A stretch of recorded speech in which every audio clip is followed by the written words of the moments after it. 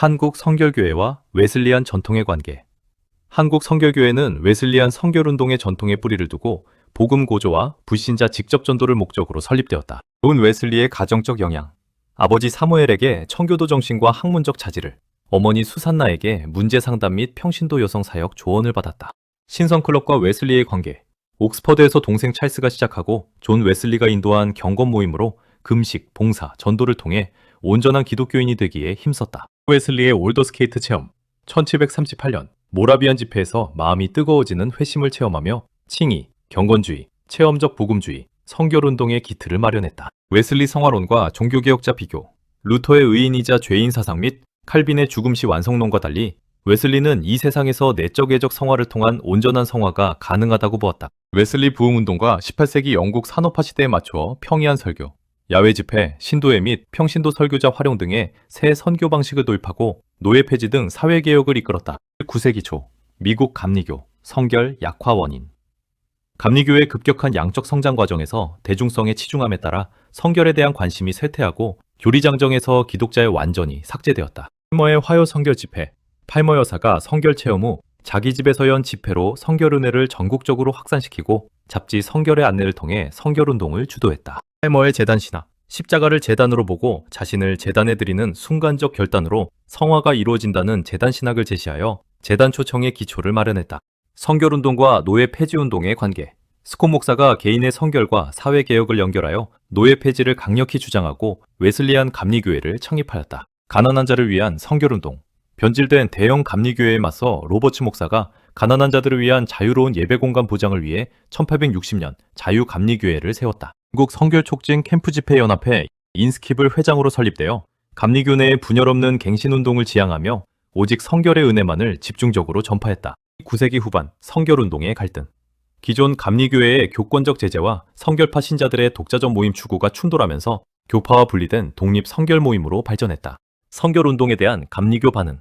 감리교 지도부의 분열 우려와 1894년 남감리교총회의 집회 금지 조치로 인해 성결운동이 감리교와 분리된 독자적 집회가 되었다. 나사렛 교회의 역사와 특징. 1895년 브리지가 가난한 이를 위해 설립한 교회로 민주적 구조, 가난한 자 선교, 엄격한 훈련, 성결 중심 교리, 역동적 예배를 특징으로 한다. 피니어스 브리지의 사역, 성결 체험 후 목회 부흥을 이끌었으나 감리교 수뇌부의 반대로 감리사에서 해임된 후 도시 빈민 선교와 나사렛 교회 설립에 전념했다. 마틴 랩의 사역과 만국 성결 연맹, 성결, 신유, 부흥 사역 확신을 바탕으로 출판 사역과 하나님의 성서학원을 설립하여 만국 성결 연맹의 전인적 구원과 특수 전도를 이끌었다. 만국 성결 연맹의 특징. 웨슬리안 성결과 신유, 재림, 소외계층 선교, 교권주의 배격, 세계 복음화를 강조하는 선교지향적 연합체이다. 카우만의 성결 체험과 선교 동기, 온전한 성화를 체험한 후 에빗 연맹대회와 무디교회 선교 집회를 통해 2차례 선교적 각성을 받고 일본 선교사로 나섰다. 나카다 주지의 선교 체험과 초기 사역, 미국 유학 중 기도하다 선교를 체험한 후 일본으로 돌아와 카우만의 후원으로 전도 사역과 문서 선교, 세계 전도 여행을 펼쳤다. 동경 성서학원의 주요 특징. 이론 중심의 전통 신학을 배제하고 철저한 성경 공부, 현장 중심 실습, 여성 사역자 양성을 강조하여 성령 충만한 전도자를 배출했다. 중앙복음 전도관의 특징.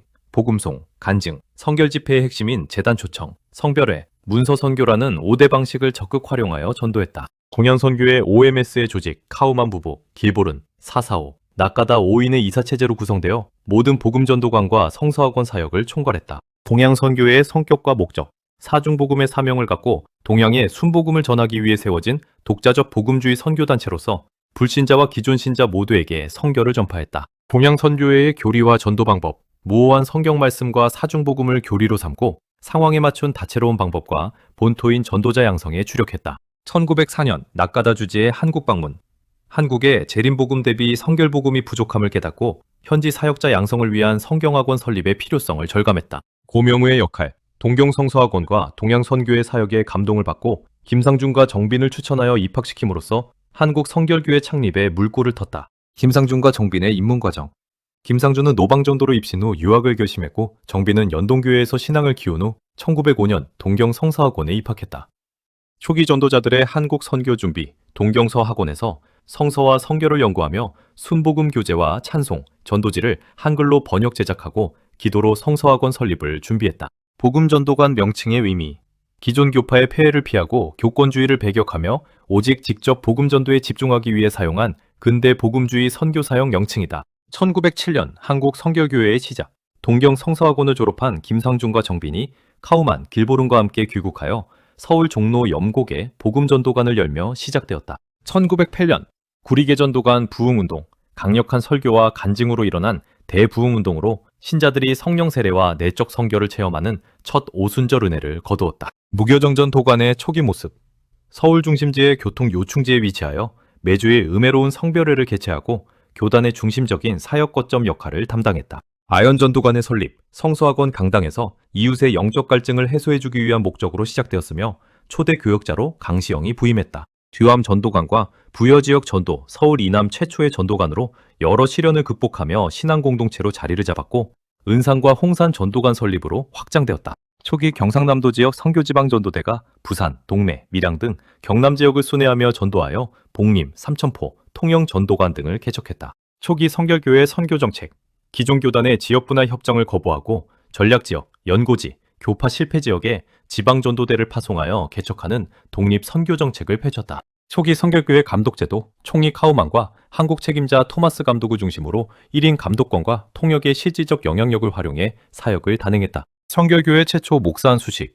1914년 4월 22일 왓슨 목사를 강사로 모시고 김상준, 이장하, 강태훈, 이명지, 이명원 등 70명에게 첫 목사 안수를 주었다. 초기 성결교회 구령 집회와 성별의 주일 저녁, 불신자 구원을 위한 구령 집회와 정기적으로 성령 세례와 성결 체험을 추구하는 성별회를 병행 집행했다. 초기 성결교회 소양대회 연일회, 전국 교역자가 모여 기도와 말씀으로 은혜를 나누고 사역지를 발표하며 세계적 성결운동과 연대하는 핵심 행사였다. 초기 성결교회 성례전, 흐르는 강가에서의 침례와 성찬을 집행했으며 유아세례 대신 어린이를 하나님께 드리는 헌화식을 시행했다. 초기 성결교회 찬송가, 이장하가 번역한 복음가와 토마스 부인이 엄선해 출판한 신중복음가를 통해 사중복음 영성을 대중화하고 한국교회 부흥에 기여했다. 부표관주 성경, 신약 성경 중 사중복음과 구원 관련 핵심 307색 구주구절에 빨간색 부표를 붙여 초신자도 성경의 요점을 쉽고 명확하게 이해하도록 제작했다. 김상준의 사중교리, 성결론. 웨슬리, 전통을 따라 중생 후 남아있는 원죄를 성령 세례를 통한 제2의 축복인 성결의 은혜로 깨끗이 해결받는다고 보았다. 존 토마스 감독, 길보른의 권유로 한국에 와서 정상적인 성서학원을 확립하고 한국 성결교회의 초기 성장과 조직 체계를 이끌었다. 성서학원의 개교 과정과 특징. 1912년 아현동에 성당을 헌당하고 전액 장학금, 육체노동, 3년 석사과정, 성경 성결 중심 교육, 실습과 음악 교육을 병행했다. 성서학원 건물 신축 배경. 전국 텐트 집회 및 삼제운동 이후 몰려드는 지망생 수용과 장차 중국 선교사 양성을 위한 거점을 마련하기 위해 확장 신축했다. 초기 성결교회 여성사역 전도부인을 적극 양성하여 여성들을 대상으로 복음을 실천하고 사랑을 나누는 주도적 사역자로 세웠다. 3.1 운동과 성결교회의 관계. 직접 관여하지는 않았으나 운동에 참전해 구속된 사역자와 성서학원 학생들의 석방을 위해 총력을 기울였다. 교단 명칭 변경 이유. 한국 교세의 확장과 일본 및 미국 성결운동의 교파와 경향에 맞춰 조선야소교 동양선교의 성결교회로 바꾸고 전도와 목회를 겸하는 교파 체제를 갖추었다. 해방 이전 이사회 제도. 길보른 취임 후 단독 7위에서 이사들의 협의체 제도로 전환되었으며 한국인 이사의 참여가 순차적으로 확장되었다. 해방 이전 감리목사 제도, 지방회가 조직되면서 교회를 순회하며 치리하고 지도하는 장로사 제도를 도입하고 이후 감리목사로 명칭을 변경하여 운영했다. 해방 이전 교역자 파송 제도, 동양선교회의 직접 지원에 근거하여 수양대회나 연회를 통해 소속 교역자를 전면 파송하는 제도를 유지했다. 이명직 목사와 1921년 성서학원 대부흥, 이명직 목사가 골방기도 끝에 성결의 은혜를 받은 후 간직하자 성서학원과 아현교회 전역에 강력한 회개와 부흥의 불길이 일어났다. 1920년대 함경도 선교 확장, 곽재근 전도사의 북청교회 개척 및 대거전도회를 시작으로 한남지방회가 창설되고 회령과 청진 등 함경도 전역으로 복음이 확산되었다. 1920년대 전라도 선교 확장, 함열교회 개척을 시작으로 호남 선결운동의 거점인 목포교회가 세워졌으며 아페도 교회를 통해 선마을 선교로 확장되었다. 1920년대 만주와 일본 선교, 만주 용정교회 개척으로 해외 선교 거점을 마련하고 관동 대지진 후 제1한인구원을 위해 윤나경 전도사를 파송하여 동경교회 및 지교회들을 세웠다. 지방전도대의 역할 2개대 16명으로 구성된 복음의 전투사들이 모든 부락과 가정을 방문하여 전도지 배포와 개척교회의 성장을 이끌었다. 시장 전도대의 활동.